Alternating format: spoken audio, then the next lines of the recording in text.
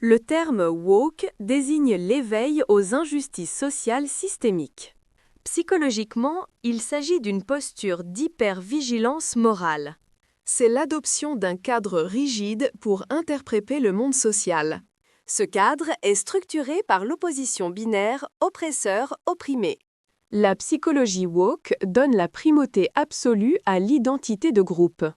Elle utilise l'intersectionnalité pour classer les niveaux de pouvoir et de privilèges. Ce classement devient un guide moral instantané. Le moteur principal est souvent la quête de pureté et de sens. L'idéologie fournit une structure narrative claire face à l'anxiété existentielle.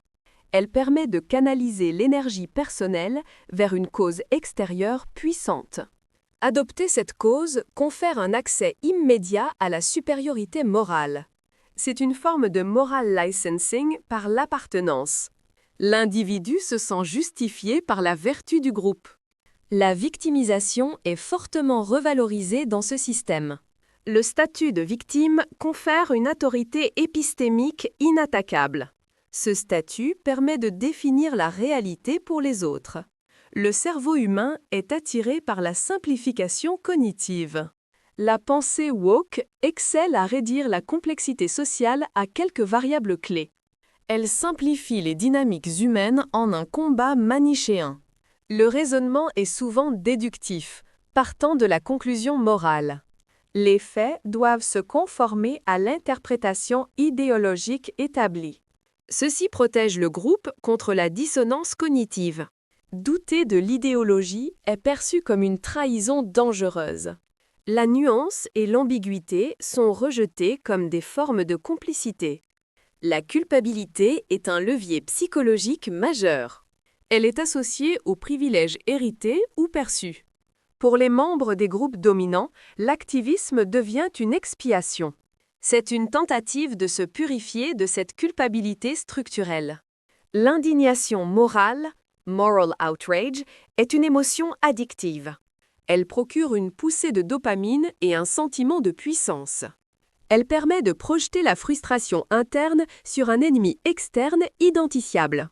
La colère est ainsi sacralisée et légitimée. Les émotions prennent souvent le pas sur la logique ou les données factuelles. Le phénomène est fortement tribal et grégaire. L'appartenance au groupe est essentielle pour la survie identitaire. Le signaling de vertu, virtue signaling, est la monnaie sociale du système. Il assure le statut d'allié fiable et engagé. La peur de l'ostracisme ou du bannissement, cancel culture, est omniprésente. Cette peur force une conformité intense aux normes changeantes du langage. Tout écart est sanctionné par le groupe pour renforcer la cohésion interne. Les membres rivalisent pour démontrer leur pureté idéologique. Cette pression normative conduit à une chambre d'écho idéologique fermée. Les critiques internes sont perçues non comme des débats, mais comme des menaces existentielles. La fragilité émotionnelle face à la critique est courante. Elle est exacerbée par la conviction d'être dans le camp du bien absolu.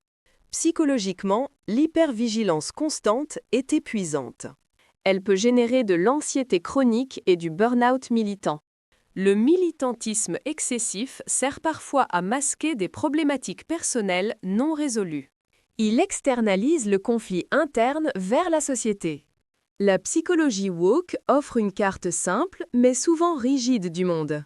Elle enferme l'individu dans un cycle perpétuel de lutte et de jugement. La maturité psychologique requiert souvent l'acceptation de la complexité et la reconnaissance que l'humanité échappe aux catégories binaires. L'objectif final est souvent moins la réforme que l'affirmation identitaire.